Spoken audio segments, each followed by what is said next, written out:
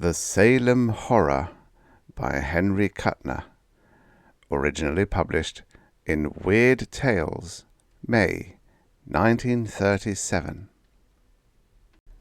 Narrated by Trussel. When Carson first noticed the sounds in his cellar, he ascribed them to the rats. Later, he began to hear the tales which were whispered by the superstitious Polish mill workers in Derby Street regarding the first occupant of the ancient house, Abigail Prynne. There was none living today who could remember the diabolical old hag, but the morbid legends which thrive in the witch district of Salem like rank weeds on a neglected grave gave disturbing particulars of her activities, and were unpleasantly explicit regarding the detestable sacrifices she was known to have made to a worm-eater, crescent-horned image of dubious origin. The oldsters still muttered of Abby Prynne and her monstrous boasts that she was high priestess of a fearfully potent god which dwelt deep in the hills. Indeed, it was the old witch's reckless boasting which had led to her abrupt and mysterious death in 1692, about the time of the famous hangings on Gallows Hill. No one liked to talk about it, but occasionally a toothless crone would mumble fearfully that the flames could not burn her, for her whole body had taken on the peculiar anesthesia of her witch-mark. Abby Prynne and her anomalous statue had long since vanished, but it was still difficult to find tenants for her decrepit, gabled house, with its overhanging second story and curious diamond-paned casement windows. The house's evil notoriety had spread throughout Salem. Nothing had actually happened there of recent years which might give rise to the inexplicable tales, but those who rented the house had a habit of moving out hastily, generally with vague and unsatisfactory explanations connected with the rats. And it was a rat which led Carson to the witch-room. The squealing and muffled pattering within the rotting walls had disturbed Carson more than once during the nights of his first week in the house, which he had rented to obtain the solitude that would enable him to complete a novel for which his publishers had been asking, another light romance to add to Carson's long string of popular successes. But it was not until some time later that he began to entertain certain wildly fantastic surmises regarding the intelligence of the rat that scurried from under his feet in the dark hallway one evening. The house had been wired for electricity, but the bulb in the hall was small and gave a dim light. The rat was a misshapen black shadow as it darted a few feet away and paused, apparently watching him. At another time, Carson might have dismissed the animal with a threatening gesture and returned to his work. But the traffic on Derby Street had been unusually noisy, and he had found it difficult to concentrate upon his novel. His nerves, for no apparent reason, were taut, and somehow it seemed that the rat, watching just beyond his reach, was eyeing him with sardonic amusement. Smiling at the conceit, he took a few steps toward the rat, and it rushed away to the cellar door, which he saw with surprise was ajar. He must have neglected to close it the last time he had been in the cellar, although he generally took care to keep the doors shut, for the ancient house was draughty. The rat waited in the doorway. Unreasonably annoyed, Carson hurried forward, sending the rat scurrying down the stairway. He switched on the cellar light and observed the rat in a corner. It watched him keenly out of glittering little eyes. As he descended the stairs, he could not help feeling that he was acting like a fool. But his work had been tiring, and subconsciously he welcomed any interruption. He moved across the cellar to the rat, seeing with astonishment that the creature remained unmoving, staring at him. A strange feeling of uneasiness began to grow within him. The rat was acting abnormally, he felt, and the unwinking gaze of its cold shoe-button eyes was somehow disturbing. Then he laughed to himself, for the rat had suddenly whisked aside and disappeared into a little hole in the cellar wall. Idly he scratched a cross with his toe in the dirt before the burrow, deciding that he would set a trap there in the morning. The rat's snout and ragged whiskers protruded cautiously. It moved forward and then hesitated, drew back. Then the animal began to act in a singular and unaccountable manner, almost as though it were dancing, Carson thought. It moved tentatively forward, retreated again. It would give a little dart forward and be brought up short, then leap back hastily, as though, the simile flashed into Carson's mind, a snake were coiled before the burrow, alert to prevent the rat's escape. But there was nothing there save the little cross Carson had scratched in the dust. No doubt it was Carson himself who blocked the rat's escape, for he was standing within a few feet of the burrow. He moved forward, and the animal hurriedly retreated out of sight. His interest piqued. Carson found a stick and poked it exploringly into the hole. As he did so, his eye, close to the wall, detected something strange about the stone slab just above the rat burrow.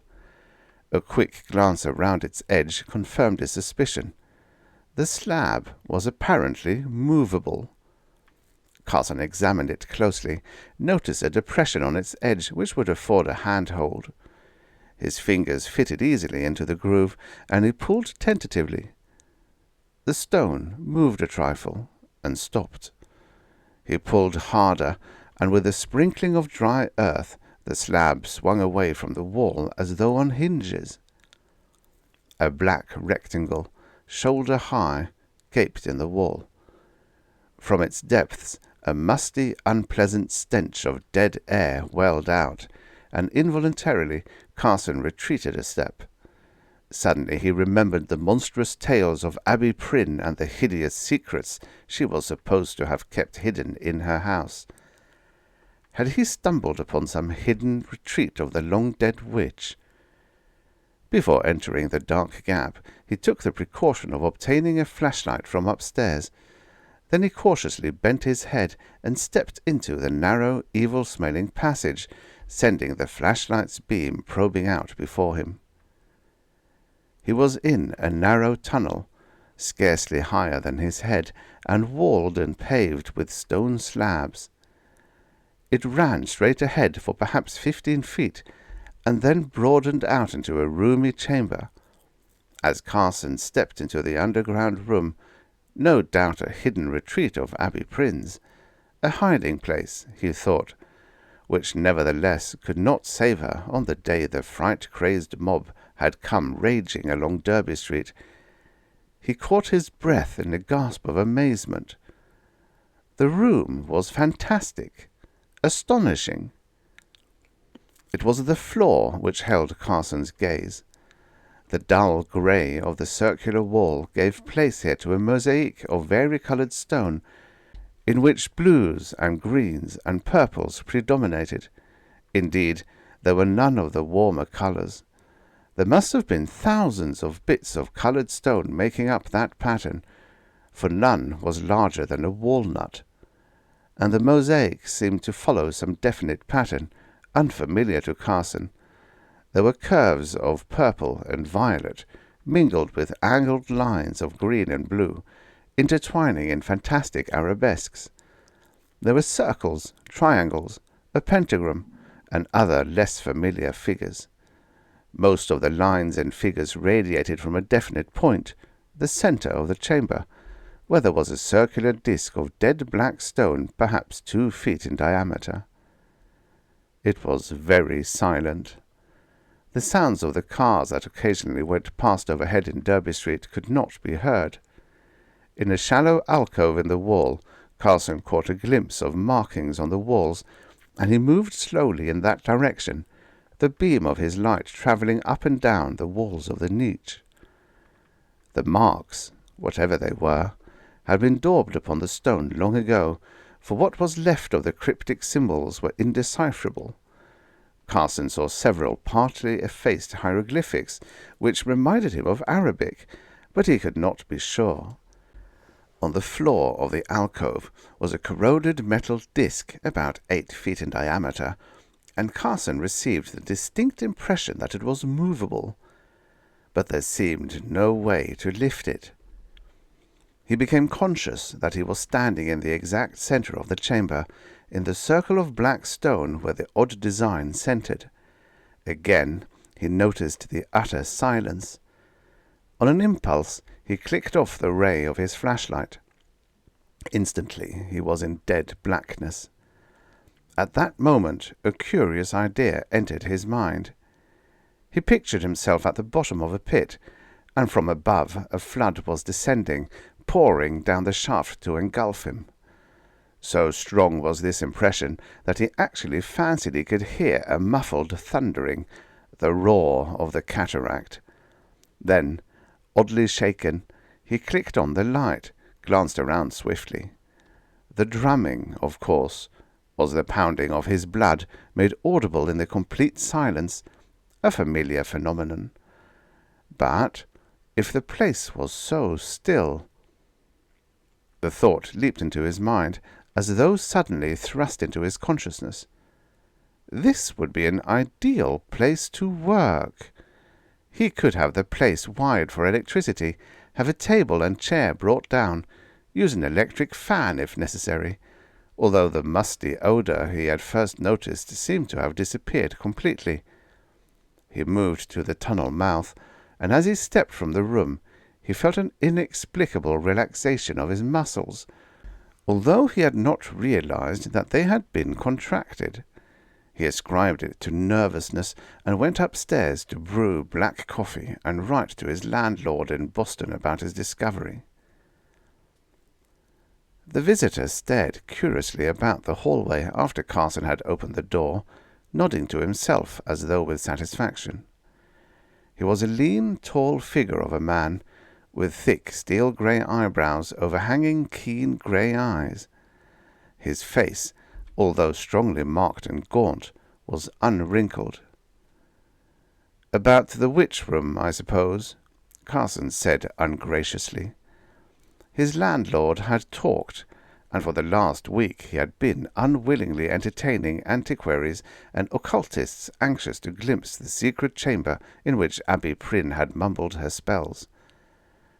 Carson's annoyance had grown, and he had considered moving to a quieter place, but his inherent stubbornness had made him stay on, determined to finish his novel in spite of interruptions.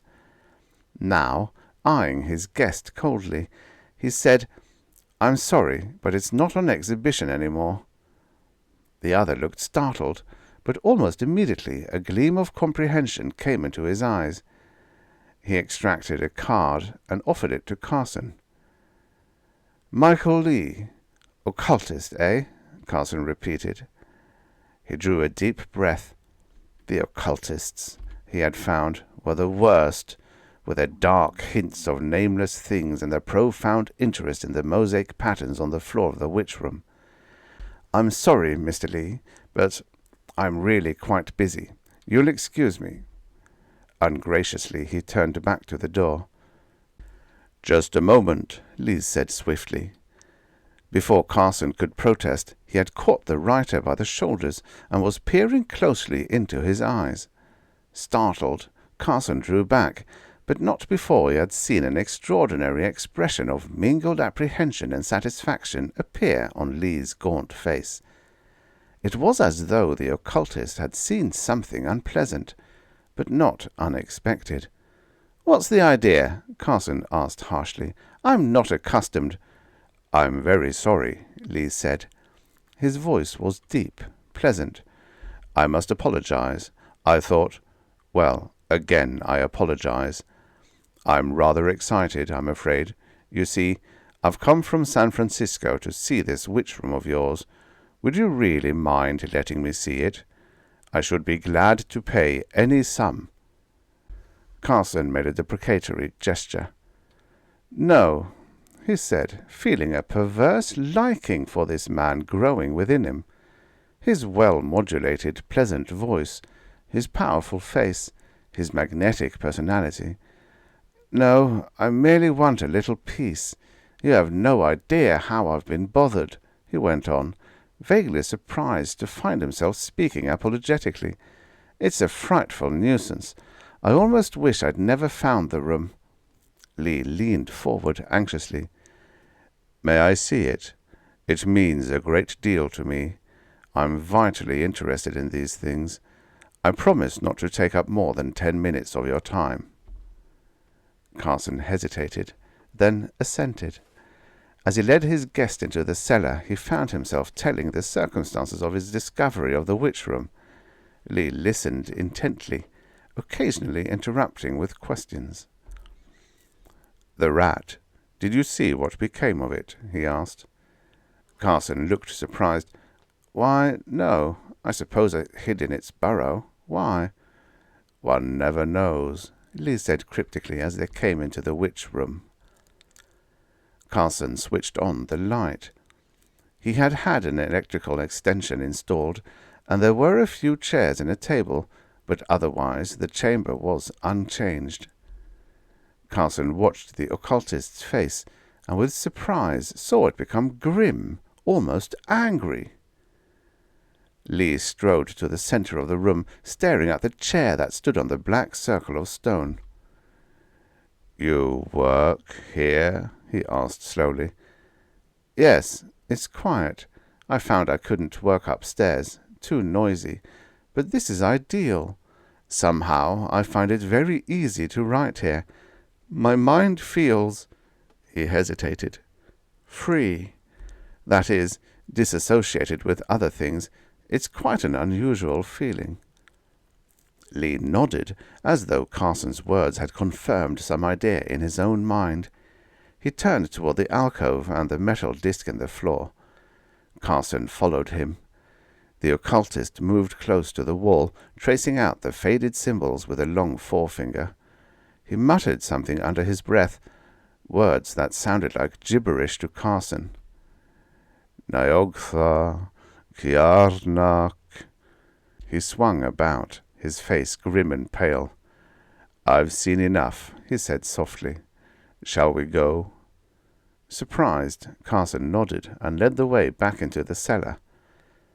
Upstairs, Lee hesitated, as though finding it difficult to broach his subject. At length he asked, "Mr. Carson, would you mind telling me if you have had any peculiar dreams lately?" Carson stared at him, mirth dancing in his eyes. "Dreams?" he repeated. "Oh, I see. Well, Mr. Lee, I may as well tell you that you can't frighten me.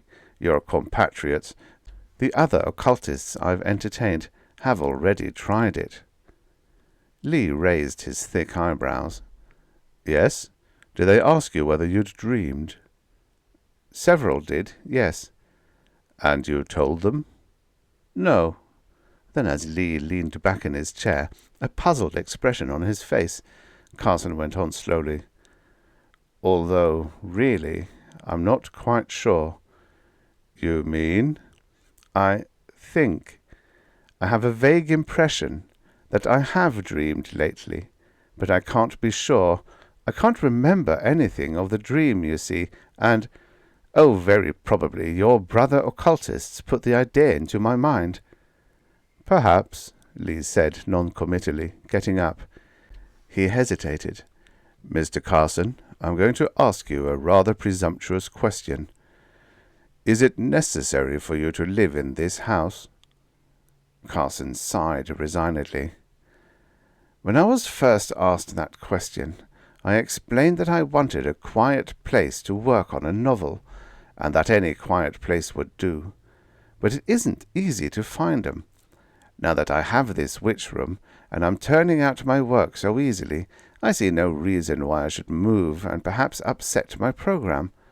I'll vacate this house when I finish my novel, and then you occultists can come in and turn it into a museum or do whatever you want with it. I don't care. but until the novel is finished, I intend to stay here." Lee rubbed his chin. "Indeed, I can understand your point of view, but is there no other place in the house where you can work?" He watched Carson's face for a moment, and then went on swiftly. "I don't expect you to believe me. You are a materialist. Most people are. But there are a few of us who know that above and beyond what men call science, there is a greater science that is built on laws and principles which to the average man would be almost incomprehensible. If you have read Machen, you will remember that he speaks of the gulf between the world of consciousness and the world of matter. It is possible to bridge that gulf. The witch room is such a bridge. Do you know what a whispering gallery is?" "Eh?" Carson said, staring. "But there's no—" "An analogy, merely an analogy. A man may whisper a word in a gallery or a cave, and if you are standing in a certain spot 100 feet away, you will hear that whisper, although someone 10 feet away will not. It's a simple trick of acoustics, bringing the sound to a focal point, and this principle can be applied to other things besides sound, to any wave impulse, even to thought." Carson tried to interrupt, but Lee kept on. "That black stone in the center of your witch room is one of those focal points. The design on the floor.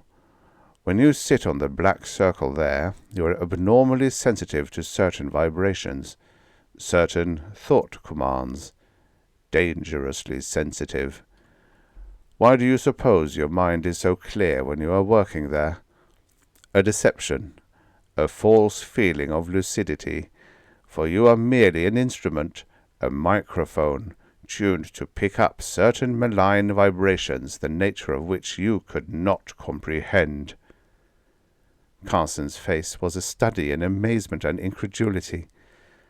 "But you don't mean you actually believe—" Lee drew back, the intensity fading from his eyes, leaving them grim and cold. "Very well. But I have studied the history of your Abigail Prynne. She, too, understood this super-science of which I speak. She used it for evil purposes, the black art, as it is called. I have read that she cursed Salem in the old days, and a witch's curse can be a frightful thing. Will you—" He got up, gnawing at his lip. "Will you at least allow me to call on you tomorrow?" Almost involuntarily, Carson nodded. "But I'm afraid you'll be wasting your time. I don't believe—I mean, I have no—" He stumbled, at a loss for words. "I merely wish to assure myself that you— Oh, another thing. If you dream tonight, will you try to remember the dream? If you attempt to recapture it immediately after waking, it is often possible to recall it." "All right, if I dream." That night Carson dreamed. He awoke just before dawn with his heart racing furiously and a curious feeling of uneasiness. Within the walls and from below he could hear the furtive scurryings of the rats. He got out of bed hastily, shivering in the cold greyness of early morning. A wan moon still shone faintly in a paling sky. Then he remembered Lee's words. He had dreamed. There was no question of that. But the content of his dream, that was another matter. He absolutely could not recall it to his mind, much as he tried, although there was a very vague impression of running frantically in darkness. He dressed quickly, and because the stillness of early morning in the old house got on his nerves, went out to buy a newspaper. It was too early for shops to be open, however, and in search of a newsboy he set off westward, turning at the first corner. And as he walked, a curious and inexplicable feeling began to take possession of him. a feeling of familiarity. He had walked here before, and there was a dim and disturbing familiarity about the shapes of the houses, the outline of the roofs. But, and this was the fantastic part of it, to his knowledge he had never been on this street before. He had spent little time walking about this region of Salem, for he was indolent by nature. Yet there was this extraordinary feeling of remembrance, and it grew more vivid as he went on. He reached a corner, turned unthinkingly to the left. The odd sensation increased. He walked on slowly, pondering. No doubt he had travelled by this way before, and very probably he had done so in a brown study, so that he had not been conscious of his route. Undoubtedly that was the explanation. Yet, as Carson turned into Charter Street, he felt a nameless, uneasy waking within him. Salem was rousing. With daylight, impassive Polish workers began to hurry past him toward the mills. An occasional automobile went by. Before him, a crowd was gathered on the sidewalk. He hastened his steps, conscious of a feeling of impending calamity. With an extraordinary sense of shock, he saw that he was passing the Charter Street burying ground, the ancient, evilly famous burying point. Hastily he pushed his way into the crowd. Comments in a muffled undertone came to Carson's ears, and a bulky blue-clad back loomed up before him. He peered over the policeman's shoulder and caught his breath in a horrified gasp. A man leaned against the iron railing that fenced the old graveyard. He wore a cheap, gaudy suit, and he gripped the rusty bars in a clutch that made the muscles stand out in ridges on the hairy back of his hands. He was dead, and on his face, staring up at the sky at a crazy angle, was frozen an expression of abysmal and utterly shocking horror. His eyes, all whites, were bulging hideously. His mouth was a twisted, mirthless grin. The man at Carson's side turned a white face toward him. "Looks as if he was scared to death," he said, somewhat hoarsely. "I'd hate to have seen what he saw. Ugh! Look at that face!" Mechanically Carson backed away, feeling an icy breath of nameless things chill him. He rubbed his hand across his eyes, but still that contorted, dead face swam in his vision. He began to retrace his steps, shaken and trembling a little. Involuntarily his glance moved aside, rested on the tombs and monuments that dotted the old graveyard. No one had been buried there for over a century, and the lichen-stained tombstones, with their winged skulls, fat-cheeked cherubs, and funeral urns, seemed to breathe out an indefinable miasma of antiquity. What had frightened the man to death? Carson drew a deep breath. True, the corpse had been a frightful spectacle, but he must not allow it to upset his nerves. He could not. His novel would suffer. Besides, he argued grimly to himself, the affair was obvious enough in its explanation. The dead man was apparently a Pole, one of the group of immigrants who dwell around Salem Harbor. Passing by the graveyard at night, a spot about which eldritch legends had clung for nearly 3 centuries, his drink-befuddled eyes must have given reality to the hazy phantoms of a superstitious mind. These Poles were notoriously unstable emotionally, prone to mob hysteria and wild imaginings. The great immigrant panic of 1853, in which 3 witch houses had been burned to the ground, had grown from an old woman's confused and hysterical statement that she had seen a mysterious white-clad foreigner take off his face. What else could be expected of such people? Carson thought. Nevertheless, he remained in a nervous state, and did not return home until nearly noon. When on his arrival he found Lee, the occultist, waiting. He was glad to see the man, and invited him in with cordiality. Lee was very serious. "Did you hear about your friend Abigail Prynne?" He asked it without preamble, and Carson stared, pausing in the act of siphoning charged water into a glass. After a long moment he pressed the lever, sent the liquid sizzling and foaming into the whiskey. He handed Lee the drink, and took one himself, neat, before answering the question. "I don't know what you're talking about. What's she been up to?" he asked, with an air of forced levity. "I've been checking up the records," Lee said, "and I found Abigail Prynne was buried on December 14th, 1690, in the Charter Street burying ground, with a stake through her heart. What's the matter?" "Nothing," Carson said tonelessly. "Well?" "Well, her grave's been opened and robbed, that's all. The stake was found uprooted nearby, and there were footprints all around the grave. Shoe prints. Did you dream last night, Carson?" Lee snapped out the question, his grey eyes hard. "I don't know," Carson said confusedly, rubbing his forehead. "I can't remember. I was at the Charter Street graveyard this morning." "Oh, then you must have heard something about the man who—" "I saw him," Carson interrupted, shuddering. "It upset me." He downed the whiskey at a gulp. Lee watched him. "Well," he said presently, "are you still determined to stay in this house?" Carson put down the glass and stood up. "Why not?" he snapped. "Is there any reason why I shouldn't, eh?" "After what happened last night."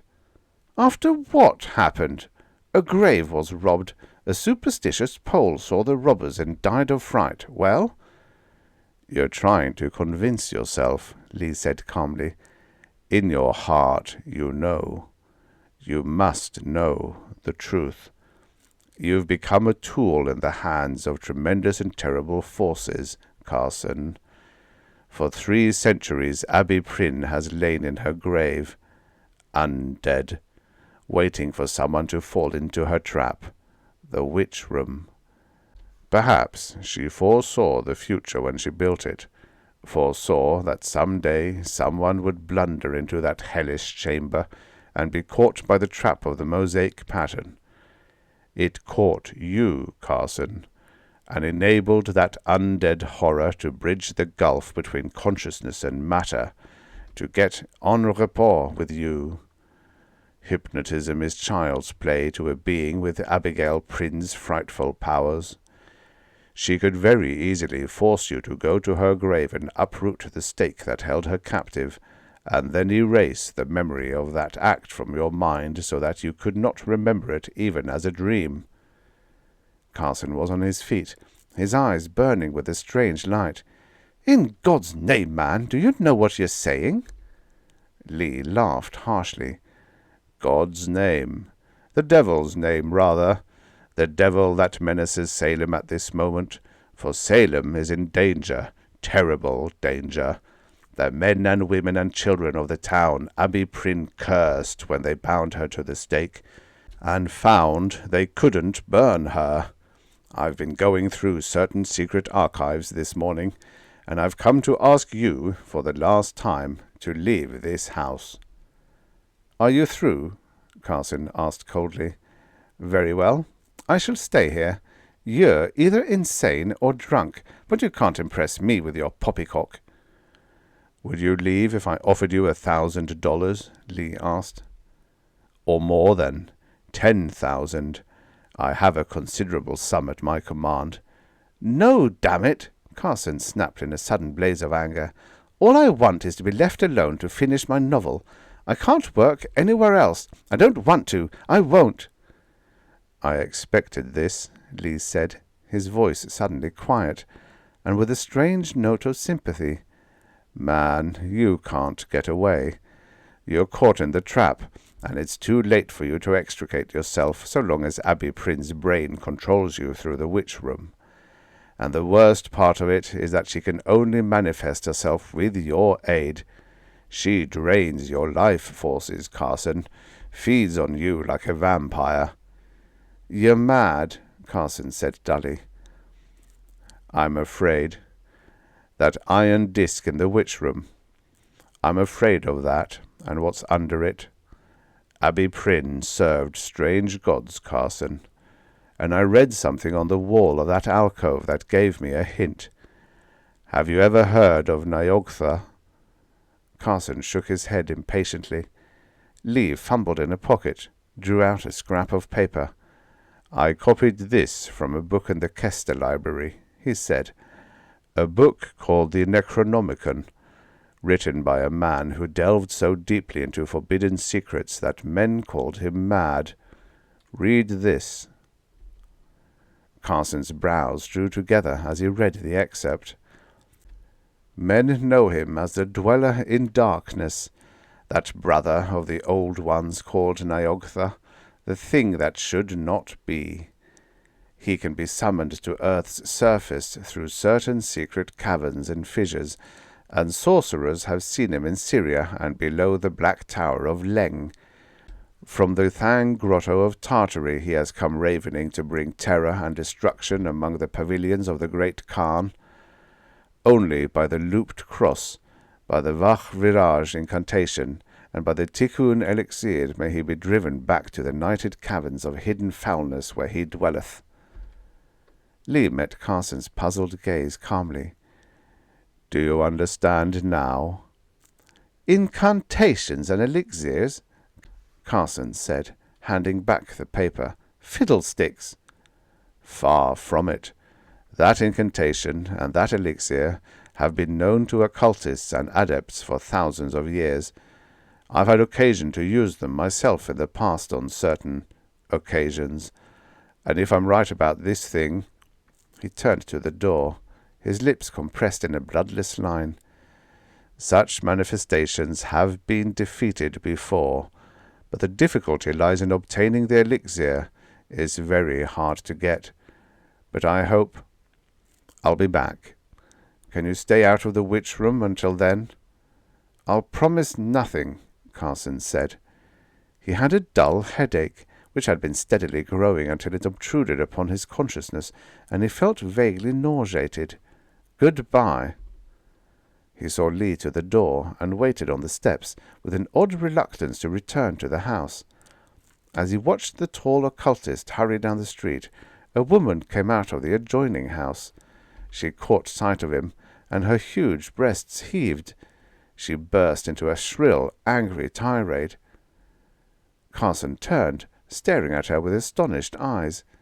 His head throbbed painfully. The woman was approaching, shaking a fat fist threateningly. "Why you scare my Sarah?" she cried, her swarthy face flushed. "Why you scare her with your fool tricks, eh?" Carson moistened his lips. "I'm sorry," he said slowly. "Very sorry. I didn't frighten your Sarah. I've been home all day. What frightened her?" "To Branting. It ran in your house, Sarah say." The woman paused, and her jaw dropped. Her eyes widened. She made a peculiar sign with her right hand, pointing her index and little fingers at Carson, while her thumb was crossed over the other fingers. "Told witch!" She retreated hastily, muttering in Polish in a frightened voice. Carson turned, went back into the house. He poured some whisky into a tumbler, considered, then set it aside untasted. He began to pace the floor, occasionally rubbing his forehead with fingers that felt dry and hot. Vague, confused thoughts raced through his mind. His head was throbbing and feverish. At length he went down to the witch room. He remained there, although he did not work, for his headache was not so oppressive in the dead quiet of the underground chamber. After a time he slept. How long he slumbered he did not know. He dreamed of Salem, and of a dimly glimpsed gelatinous black thing that hurtled with frightful speed through the streets. A thing like an incredibly huge jet-black amoeba that pursued and engulfed men and women who shrieked and fled vainly. He dreamed of a skull face peering into his own, a withered and shrunken countenance in which only the eyes seemed alive, and they shone with a hellish and evil light. He awoke at last, sat up with a start. He was very cold. It was utterly silent. In the light of the electric bulb, the green and purple mosaic seemed to writhe and contract toward him, an illusion which disappeared as his sleep-fogged vision cleared. He glanced at his wristwatch. It was 2 o'clock. He had slept through the afternoon and the better part of the night. He felt oddly weak, and a lassitude held him motionless in his chair. The strength seemed to have been drained from him. The piercing cold seemed to strike through to his brain, but his headache was gone. His mind was very clear, expectant, as though waiting for something to happen. A movement nearby caught his eye. A slab of stone in the wall was moving. He heard a gentle grating sound, and slowly a black cavity widened from a narrow rectangle to a square. There was something crouching there in the shadow. Stark, blind horror struck through Carson as the thing moved and crept forward into the light. It looked like a mummy. For an intolerable, age-long second the thought pounded frightfully at Carson's brain. It looked like a mummy! It was a skeleton, thin, parchment-brown corpse, and it looked like a skeleton with the hide of some great lizard stretched over its bones. It stirred, it crept forward, and its long nails scratched audibly against the stone. It crawled out into the witch-room, its passionless face pitilessly revealed in the white light, and its eyes were gleaming with charnel life. He could see the serrated ridge of its brown, shrunken back. Carson sat motionless. Abysmal horror had robbed him of the power to move. He seemed to be caught in the fetters of dream paralysis, in which the brain, an aloof spectator, is unable or unwilling to transmit the nerve impulses to the muscles. He told himself frantically that he was dreaming, that he would presently awaken. The withered horror arose. It stood upright, skeleton-thin, and moved to the alcove where the iron disc lay embedded in the floor. Standing with its back to Carson, it paused, and a dry and sere whisper rustled out in the dead stillness. At the sound Carson would have screamed, but he could not. Still the dreadful whisper went on, in a language Carson knew was not of earth, and as though in response an almost imperceptible quiver shook the iron disc. It quivered and began to rise, very slowly, and as if in triumph the shriveled horror lifted its pipe-stem arms. The disc was nearly a foot thick, but presently, as it continued to rise above the level of the floor, an insidious odour began to penetrate the room. It was vaguely reptilian, musky and nauseating. The disc lifted inexorably, and a little finger of blackness crept out from beneath its edge. Abruptly, Carson remembered his dream of a gelatinous black creature that hurtled through the Salem streets. He tried vainly to break the fetters of paralysis that held him motionless. The chamber was darkening, and a black vertigo was creeping up to engulf him. The room seemed to rock. Still the iron disc lifted. Still the withered horror stood with its skeleton arms raised in blasphemous benediction. Still the blackness oozed out in slow amoeboid movement. There came a sound breaking through the sere whisper of the mummy, the quick patter of racing footsteps. Out of the corner of his eye, Carson saw a man come racing into the witch-room. It was the occultist, Lee, and his eyes were blazing in a face of deathly pallor. He flung himself past Carson to the alcove where the black horror was surging into view. The withered thing turned with dreadful slowness. Lee carried some implement in his left hand. Carson saw a crux ansata of golden ivory. His right hand was clenched at his side. His voice rolled out, sonorous and commanding. There were little beads of perspiration on his white face. Yana kadishtu nilgri, stelchnak na niogtha, kiarnak felechthor. The fantastic, unearthly syllables thundered out, echoing from the walls of the vault. Lee advanced slowly, the crux and sarta held high, and from beneath the iron disc black horror came surging. The disc was lifted, flung aside, and a great wave of iridescent blackness, neither liquid nor solid, a frightful gelatinous mass, came pouring straight for Lee. Without pausing in his advance, he made a quick gesture with his right hand, and a little glass tube hurtled at the black thing, was engulfed. The formless horror paused. It hesitated, with a dreadful air of indecision, and then swiftly drew back. A choking stench of burning corruption began to pervade the air, and Carson saw great pieces of the black thing flake off, shrivelling as though destroyed with corroding acid. It fled back in a liquescent rush, hideous black flesh dropping as it retreated. A pseudopod of blackness elongated itself from the central mass, and like a great tentacle clutched the corpse-like being, dragged it back to the pit and over the brink. Another tentacle seized the iron disc, pulled it effortlessly across the floor, and as the horror sank from sight, the disc fell into place with a thunderous crash. The room swung in wide circles about Carson, and a frightful nausea clutched him. He made a tremendous effort to get to his feet, and then the light faded swiftly and was gone. Darkness took him.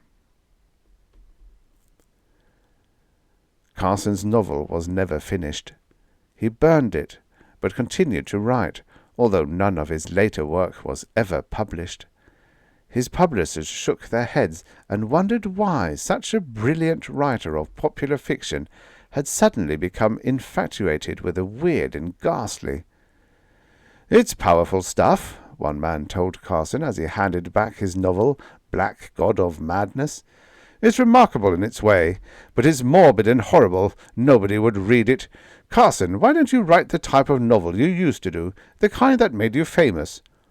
It was then that Carson broke his vow never to speak of the witch room, and he poured out the entire story, hoping for understanding and belief.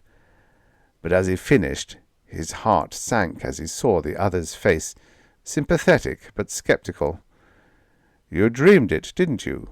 the man asked, and Carson laughed bitterly. "Yes, I dreamed it." "It must have made a terribly vivid impression on your mind. Some dreams do, but you'll forget about it in time," he predicted, and Carson nodded. And because he knew that he would only be arousing doubts of his sanity, he did not mention the thing that was burned indelibly on his brain, the horror he had seen in the witch room after awakening from his faint. Before he and Lee had hurried, white-faced and trembling, from the chamber, Carson had cast a quick glance behind him.